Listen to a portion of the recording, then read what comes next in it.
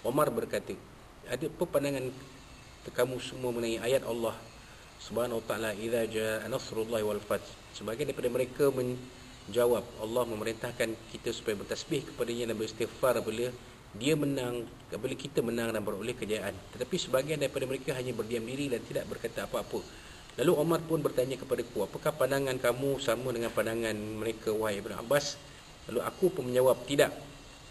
Maka Umar pun bertanya lagi, kalau begitu apa pandanganmu? Aku menjawab, surah ini diturunkan sebagai tanda ajal Rasulullah SAW telah hampir dan Allah memaklumkan hal tersebut kepada baginda. Allah SWT berfirman, idza jaa nasrullahi wal fath, menandakan ajal baginda telah hampir. Lalu Umar berkata, aku pun faham sebagaimana pemahaman kamu. Itu dia tuan sebab turun surah An-Nasr ini. Waktu turun surah terdapat dua pandangan berhubung dengan gencatan ini, iaitu dengan persoalan ini, iaitu pertama, pandangan yang menyatakan bahawa kota Mekah telah dibuka pada bulan Ramadan tahun ke-8 Hijrah, manakala surah ini diturunkan pada tahun 10 Hijrah. Diriwayatkan bahawa baginda sallallahu alaihi wasallam hidup selepas penurunan surah ini selama 70 hari.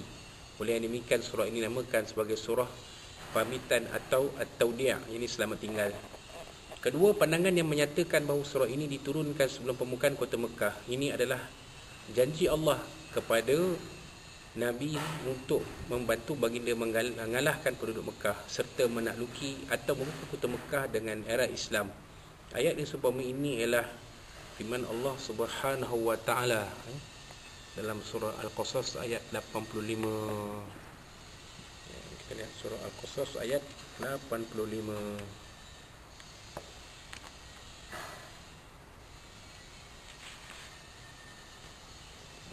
A'udzubillahi minasyaitonir rajim. Innal ladzi farada 'alaikal qur'ana liradduka ila ma'ad qur rabbi a'lamu man jaa'a bil huda wa man huwa fi dhalalin mubin. Surah Azim. Mafhum semuanya mewajibkan atasmu yang melaksanakan hukum Al-Quran benar-benar akan mengembalikan kamu ke tempat kembali. Dan firman Allah SWT mafhumnya maka boleh datang pertolongan Allah. Ayat pertama surah An-Nasr tadi. Ini menunjukkan keadaan yang akan berlaku pada masa hadapan dan bukannya keadaan yang telah berlaku.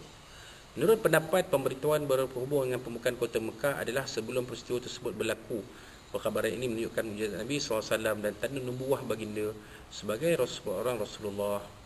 Daripada dua pandangan tersebut, ternyata pandangan pertama telah lebih tepat melalui dalil bahawa Abdullah bin Umar radhiyallahu anhu berkata, surah ini telah diturunkan di Mina semasa Hajj al-Wada'. Telah diturunkan ayat ya al-yauma akmaltu lakum dinakum wa atmamtu alaikum ni'mati wa raditu lakum al-islam madinah. Surah Azim, pada hari ini telah aku sempurnakan untuk kamu agamamu dan telah aku cukupkan padamu nikmatku. Ayat 3 surah Al-Maidah. Baginda masih hidup selepas kedua-dua ayat tersebut diturunkan selama 80 hari. Kemudian diturunkan ayat Al-Kalalah, ini ayat terakhir surah An-Nisa, dan baginda masih hidup selepas turun ayat ini selama 50 hari. Kemudian turun ayat bermaksud laqad ja'akum rasulun min anfusikum, ya, surah Taubah ayat 128, ya, sesungguhnya telah datang padamu seorang rasul dari kamu sendiri. Dan baginda hidup selepas ayat ini diturunkan selama 30 hari. Dan turun pula ayat, ya, wattaqu yawma turja'una fihi ila Allah thumma tuwaffa kullu nafsin ma kasabat hum la yuzlamun. Surah Azim. Dan peliharalah diri kamu ini dari azab yang terjadi pada hari yang di waktu itu kamu semua dikembalikan kepada Allah. Surah ayat 281 surah Al-Baqarah. Dan baginda hidup selepas ayat ini turun selama 21 hari. Muqatil berkata selama 7 hari saja. Dalam kitab At-Tibyan fi Ulumul Quran karangan Syekh Muhammad Ali As-Sabuni hafizallahu taala, 8 hari. Walau bagaimanapun, Imam Ar-Razi berpendapat bahawa yang paling tepat berhubung penurunan surah ini ialah sebelum pembukaan kota Mekah. Wallahu a'lam. Jadi itulah sedikit mukadimah berkenaan surah An-Nasr ini. Dan kita pergi kepada hukum tajwid. Seperti mana biasa, kita akan mengkaji hukum tajwid surah An-Nasr ini dengan terjemahan harfiahnya. Bismillahirrahmanirrahim. Idza jaa nasrullahi wal fath. Idza man asli, za al-ibtada ma asli, jaa, itu mad wajib muttasil, wajib dibaca sepanjang pada kadar panjang 6 harakat. Kerana apa? Kerana alif pada ja itu bertemu dengan hamzah dalam satu kalimah yang sama, iaitu ja. Nasrullahi, Nasrullah. Ru itu dibaca tebal kerana ia baris hadapan tafkhim, bersambung dengan Allah lafzul jalalah dibaca tebal kerana huruf sebelumnya huruf ra itu baris hadapan. Wal fath, ya, alif lam qamariyah, ya, alif lam sukun fath, ya, jadi kita baca begitulah bunyinya, wal fath, ya. Ayat kedua, ya, wa ra'aitan nas yadkhuluna fi dinillahi afwaja. Wa ra'aita, ya, ra, di baris atas dibaca tebal. Ra'aitan nasa, an-nasa, ya, alif lam syamsiyah, alif lam sabdu, an-nasa wajibul gunnah, ya, kerana nun itu bersyaddah bersabdu. Nasa, na, nun alif tana mad asli. Yadkhuluna, yadkhuluna dal mati itu, dal sukun itu adalah qalqalah sughra, lantunannya sedikit sahaja kerana ini tengah kalimah. Khuluna lam wadapan lu mad asli. Fi, ya, fa bawah fi mad asli. Dini, di dalil bawah di mad asli. Nillahi, ya, kenapa Allah tu dibaca tarqiq nipis kerana huruf nun sebelumnya baris bawah. Fi dinillahi afwaja, afwaja wa litawa mad asli. Jim alif dua di atas jan, kalau kita wakafkan jadi mad iwad, dibaca pada kadar dua harakat, ya. Kalau sambung afwaja, ya, jadilah tanwin bertemu dengan fa, ikhfa akati. Ayat yang ketiga akhir kali, fasabbih bihamdi rabbika, ya, ra, ya, ra itu bihamdi, ya, bihamdi, mim mati jumpa dal, izhar syafawi, ya, menyatakan mim mati bertemu huruf dal. Bihamdi rabbika, ra, balik atas dibaca tafkhim, rabbika wastaghfir, wastaghfir, fir, ya, ra sukun tu dibaca nipis. Kenapa? Kerana huruf fa sebelumnya baris bawah, ya, wastaghfir, wastaghfirhu, innahu, inna wajibul gunnah, ya, nun sabdu, innahu, ya, maksilah, tangga tinama ha itu bertemu dengan huruf kaf, maka mak yang adanya maksilah qasirah. Innahu dibaca pada kada panjang dua harakat saja. Kana kali di atas ka mad asli.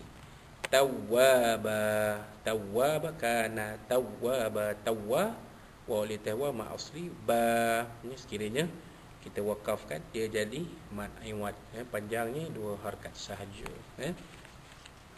Baik, kita balik kepada terjemahan harfiah. Kita teruskan pada terjemahan harfiah. Bismillahirrahmanirrahim. Idza, apabila jaa, telah datang, nasru, pertolongan Allah, Allah, wa, dan al-fathu, yakni kemenangan, ya. Al-fathu asalnya pembukaan. Pembukaan apa? Pembukaan kota Mekah, maka boleh diterjemahkan kemenangan. Wa, ayat kedua, wa, dan ra'aita, kamu nampak olehmu ini wahai ya Muhammad, an-nasa, manusia-manusia, yadkhuluna, mereka masuk, fi, dalam, dini, agama Allah, Allah, afwaja, berpuak-puak, berduyun-duyun. Sifat mereka masuk ke dalam agama Allah itu beramai-ramai, ataupun dalam bahasanya dipanggil sebagai en block, eh? Ayat ketiga, fasabbih, maka bertasbihlah. Ini fi'il amar, eh? Sabbaha yusabbihu, sabbih, maka bertasbihlah, bihamdi, dengan pujian, rabbika, terhadap Tuhanmu, wa, dan istaghfirhu, ya, mohon ampunlah ini kepadanya. Inilah Allah SWT ajar kita cara-cara menikmati kemenangan, bertasbih, bertahmid, dan beristighfar, eh? Innahu, sesungguhnya dia, kana, adalah tawwaba, penerima taubat. Sesungguhnya dia ni, Allah SWT adalah penerima taubat, ya. Wallahu a'lam. Bagi kita terus kepada tafsir dan ulasan, di mana pada muka surat 456 ni bawah tajuk pembukaan kota Mekah, eh? Bismillahirrahmanirrahim. Idza jaa nasrullahi wal fath, pertama bila datang pertolongan Allah dan kemenangan. Wa ra'aitan nas yadkhuluna fi dinillahi afwaja, kedua dan kamu melihat mereka manusia memeluk masuk agama Allah berbondong-bondong. Fasabbih bihamdi rabbika wastaghfirhu innahu kana tawwaba, ketiga maka bertasbihlah memuji Tuhanmu dan mohonlah ampun kepadanya, sesungguhnya Allah Maha penerima taubat, yakni pada para hamba-Nya.